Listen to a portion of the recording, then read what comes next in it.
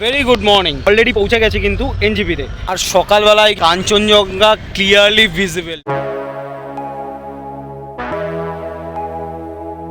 North Bengal ঘুরতে এসছে, কিন্তু সেখানে এসে যদি নর্থ বেঙ্গলের মেন অ্যাট্রাকশানটাই না দেখা যায় তাহলে আর লাভ কি? আমার এই নিয়ে কিন্তু এটা থার্ড টাইম নর্থ বেঙ্গলে, আগে দুবার তার দেখা পায়নি, আর আজকে সকালবেলা এনজিপিতে নামার পরেই তার দেখা। সকালের মর্নিংটা যদি এরকম হয় আর কি লাগে। যতটা পারছি জুম করে দেখানোর চেষ্টা করছি। আমাদের কাঞ্চনজঙ্ঘা একদম ক্লিয়ারলি ভিজিবল। ওফ লাভলি। আমাদের গাড়ি যেহেতু আগের থেকেই বুক করা ছিল, ড্রাইভার দাদা এনজিপির পার্কিং লটে এসে অলরেডি দাঁড়িয়েছিল। তো সেই মতো সকাল 7টার আগেই আমরা গাড়ি করে এনজিপি স্টেশন থেকে রওনা দিয়ে দিলাম দার্জিলিংয়ের উদ্দেশ্যে।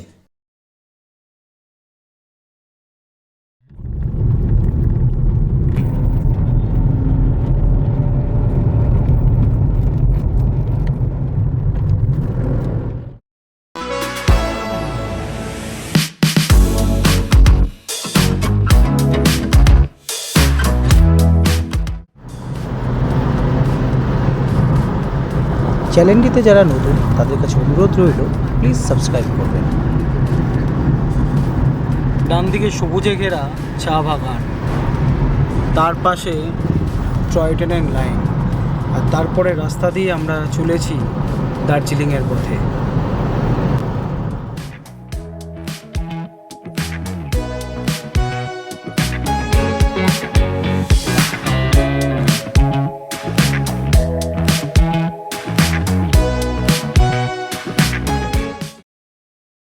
এই মুহূর্তে আমরা কিন্তু রয়েছি গিদ্দা ভিউ পয়েন্টে। আজ আমরা যাচ্ছি হিলকাট রোড হয়ে, আর এই হিলকাট রোডে এই হচ্ছে গিদ্দা ভিউ পয়েন্ট। পরে যাই উপর থেকে সিনারিটা তোমাদের দেখাচ্ছি। এই হচ্ছে সম্পূর্ণ ভিউ এখান থেকে, আর এখান থেকে আমরা দেখছি ফুল ভিউ। আমার কাছে জুম লেন্স নেই, ক্লিয়ার চাঁদের ভিউটা দেখা যাচ্ছে। আমি জানি না এই যে আপনারা দেখতে পাচ্ছেন কি না, খুব অল্পভাবে দেখা যাচ্ছে। চাঁদটাকেও পুরো পরিষ্কার দেখা যাচ্ছে, আকাশ এতটাই পরিষ্কার। আপনারা শুধু দেখুন, পুরো নীল আকাশ, কোনো ফগির ব্যাপার নেই, পুরো ক্লিয়ার ভিউ। কিন্তু আজ আমরা পাচ্ছি কার্শিয়াংয়ের থেকে একটু আগেই হচ্ছে এই গিদ্দা ভিউ পয়েন্ট।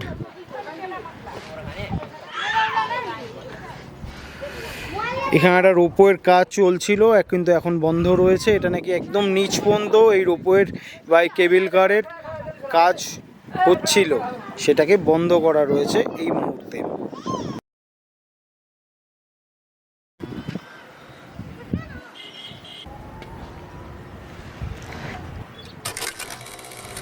আমরা এই মুহূর্তে চলে এলাম কার্শিয়াং স্টেশনে। এই সামনে হচ্ছে Kurseong station.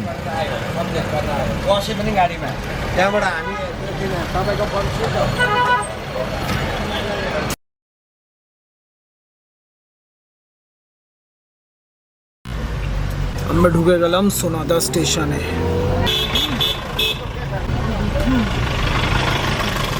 New Jalpaiguri station থেকে দার্জিলিংয়ের পথে আমাদের সাথে রয়েছে পাপ্পুদা।